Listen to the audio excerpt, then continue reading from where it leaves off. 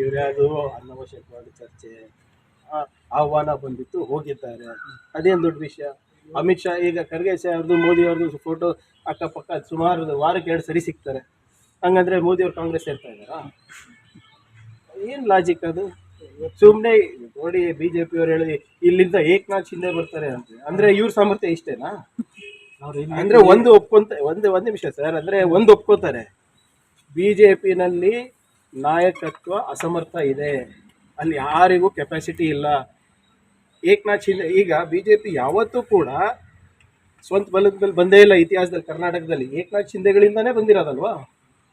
ಹೋದ ಬಾರಿ 16-18 ಏಕನಾಥ್ ಶಿಂದೆಗಳು ತಗೊಂಡೋದ್ರಲ್ಲ, ಏನಾಯ್ತು? ಅದಕ್ಕಿಂತ ಮುಂಚೆ ಏನು ಮಾಡಿದ್ರು?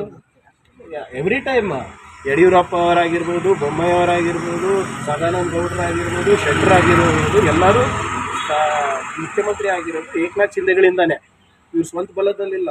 ಆದರೆ ಇಲ್ಲಿ ಈ ಸರಿ ಹಾಗಾಗಕ್ಕೆ ಚಾನ್ಸೇ ಇಲ್ಲ. ಆದರೆ ಒಂದು ಮಾತ್ರ ಒಪ್ಕೊತಾ ಇದ್ದಾರೆ ಅಂತ ಅರ್ಥ ಆಯಿತು, ಅವರಲ್ಲಿ ದಮ್ಮಿಲ್ಲ, ತಾಕತ್ತಿಲ್ಲ, ನಾಯಕತ್ವ ಇಲ್ಲ, ಸಾಮರ್ಥ್ಯನೂ ಇಲ್ಲ, ಯೋಗ್ಯತೆನೂ ಇಲ್ಲ. ಅದಕ್ಕೆ ಏಕನಾಥ್ ಶಿಂದೆಗಳು ಬೇಕು ಅವರಿಗೆ.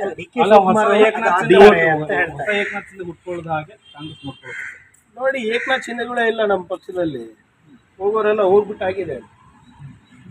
ಅಲ್ಲಿ ತನಕ ಹೋಗ್ಬೇಕಾಗಿರ್ಲಿಲ್ಲ. ನಾವು ಪ್ರಯಾಗರಾಜ್ ಜಿಲ್ಲೆ ಪಾವನ ಆಗ್ಬಿಟ್ಟಿದ್ದೀವಿ. ಡಿ ಕೆ ಶಿವಕುಮಾರ್ ಅವ್ರ ವಿಚಾರದಲ್ಲಿ ಬಹಳ ಸಾಫ್ಟ್ ಕಾರ್ನರ್ ಆಗ್ತಾ ಇದ್ದಾರೆ ಬಿಜೆಪಿ ಅವರಿಗೆ. ಈಗ ಹಿಂದುತ್ವದ ವಿಚಾರ ಆಗಿರ್ಬೋದು, ಕುಂಭಮೇಳಕ್ಕೆ ಹೋಗಿ ಬಂದ್ಮೇಲೆ ಸಾಫ್ಟ್ ಕಾರ್ನರ್ ತೋರಿಸ್ತಾರೆ. ಗೊತ್ತಿಲ್ಲ ಇವ್ರೆ ಬಿಜೆಪಿ ಅವ್ರ ಬಗ್ಗೆ ನನಗೆ ಯಾಕ್ರಿ ಕಾಳಜಿ?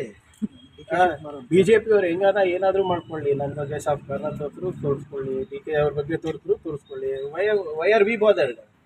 ನಾನಿರೋದು ಕಾಂಗ್ರೆಸ್ ಕಾರ್ಯಕರ್ತರ ಹಿತಾಸಕ್ತಿ ಕಾಪಾಡಲಿಕ್ಕೆ, ಕರ್ನಾಟಕದ ಜನರ ಹಿತಾಸಕ್ತಿ ಕಾಪಾಡಲಿಕ್ಕೆ, ಕಲಬುರಗಿ ಜನರ ಹಿತಾಸಕ್ತಿ ಕಾಪಾಡಲಿಕ್ಕೆ.